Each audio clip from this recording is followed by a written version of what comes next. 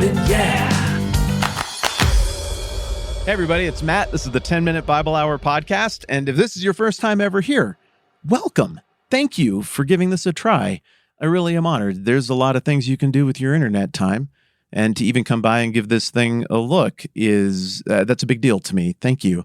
I hope you like it. I hope you end up hanging around for a long time, like those of you who have been here for a long time. Good to see you again. For those of you who are new, what we do on this program is in each season, we pick a book of the Bible, and then we just chip away at it a little bit each day.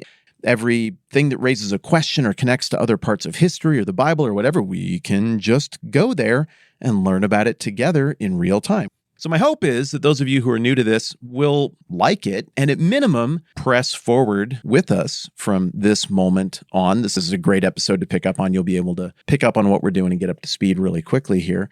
Or maybe you'll like it so much that you'll pick an old season and go back and power through that as well on your own schedule and at your own pace. Whatever the case, welcome.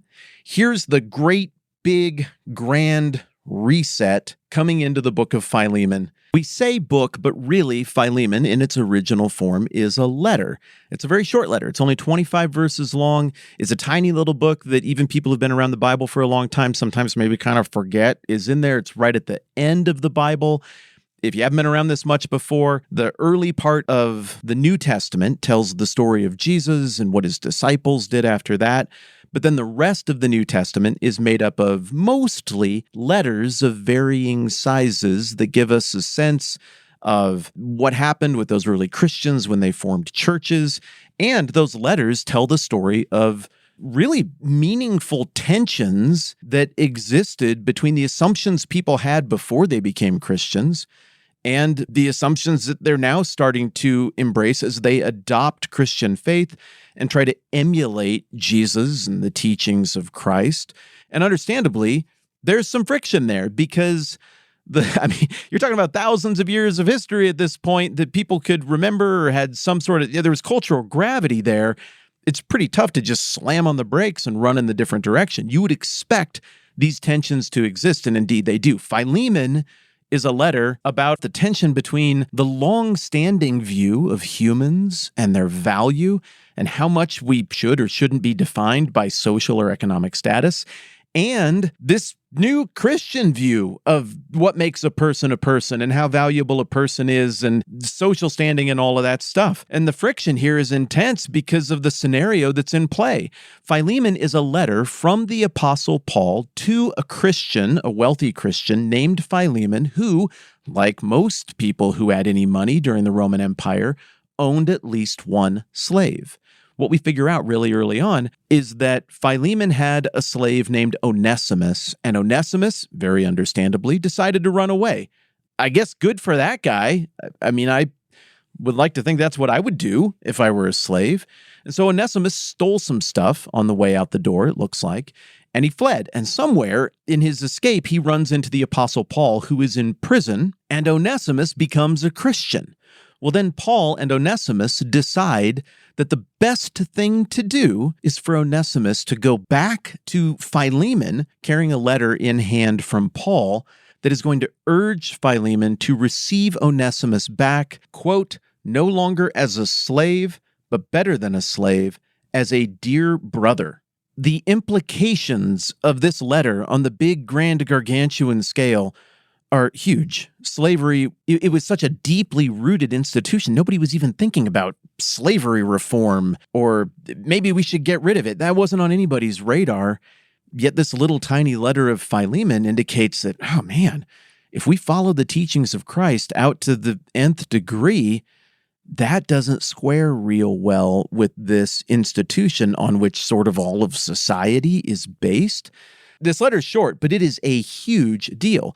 Well, if we take it down from the gigantic level to the just human level with the characters involved, it's also a really big deal because the existence of this letter is setting up a reunion, a possible reconciliation between two parties that I don't think normally would be patching things up, that being a slave owner and a runaway slave.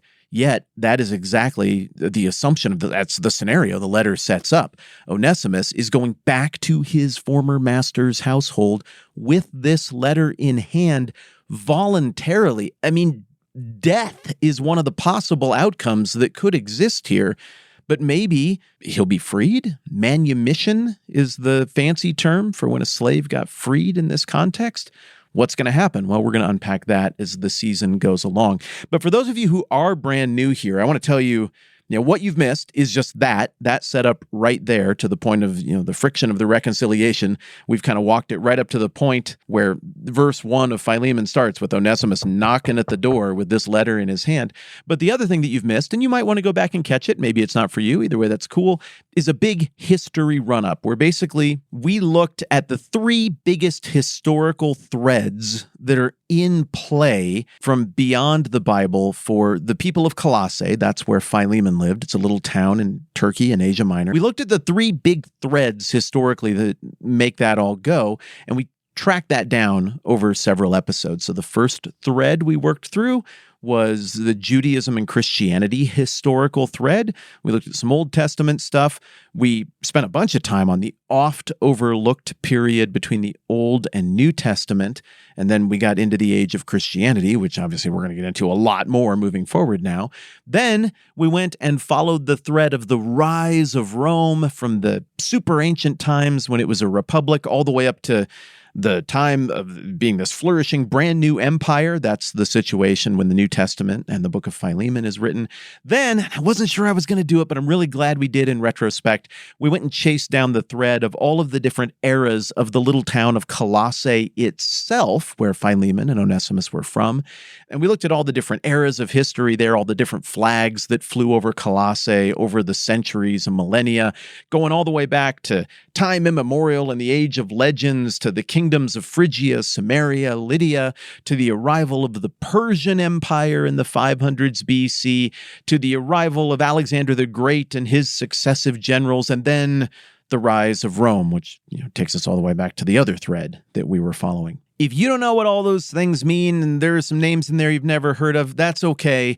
For our purposes, the goal of the first part of this season was to take those 3 threads and pull on all of them, explore them, get them all kind of straightened out and nicely groomed into 3 separate chords of history. And then as the podcast goes along, we'll be able to weave those together, to braid those together into a single historical chord that is the history and the people and the culture of Colossae, which again includes Philemon and Onesimus, the 2 main characters in view in this letter.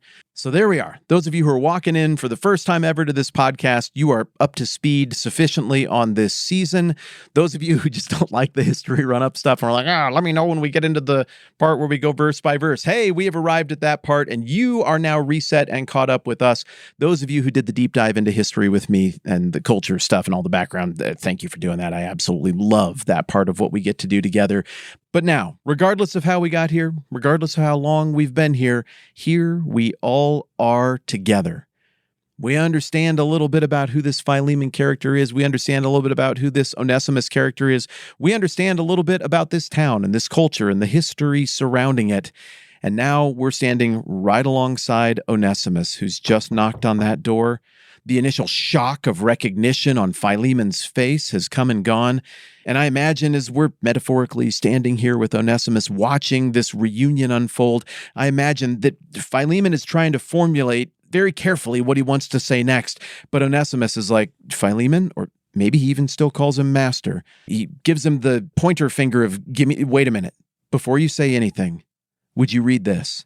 And he hands Philemon this letter that he has in his left hand, the letter that we're about to explore together. And Philemon maybe looks a little nervously at Onesimus. He breaks the seal, and he unrolls the letter, and he starts to scroll through it with his eyes. Every now and then, Philemon glances up from the letter to meet Onesimus's eyes, who's just quietly and confidently waiting for Philemon to get through the whole thing so they can talk about what happens next in light of what Paul has written to Philemon. And now I want you to imagine the thing that happens in movies sometimes where time gets suspended or slowed down. And now Philemon is reading very slowly. And the insects in the yard are flying by very slowly. And while that pivotal moment of this tense reunion scene in the Bible is unfolding in slow motion, we're going to have time to jump back and look at a couple of the other most remarkable, memorable reunion scenes in the Bible, including one that I think is particularly analogous and relevant to the reunion you and I are witnessing between Philemon and his runaway slave, Onesimus. And tomorrow we will leave Philemon's letter reading in slow motion while we go and dip back into earlier parts of the Bible to consider a couple of other famous reunion scenes. All right, we're all set up. I'm excited about it. I want to plant this in your brain on the way out the door, though. If you like to share this podcast with other people, but you have a friend, and you're like, they don't like history. It was the boringest class in school. They wouldn't like the history stuff. Hey, you can have them jump in right here. And this episode right here, moving forward through season 6 on Philemon, could serve as a great launch point, invitation point to pick up folks who you think might like to journey through the text itself together with us. All right, that's good for now. So glad you're all here. So excited for what we have tomorrow. I'm Matt. This is the 10-Minute Bible Hour podcast. Let's do this again soon.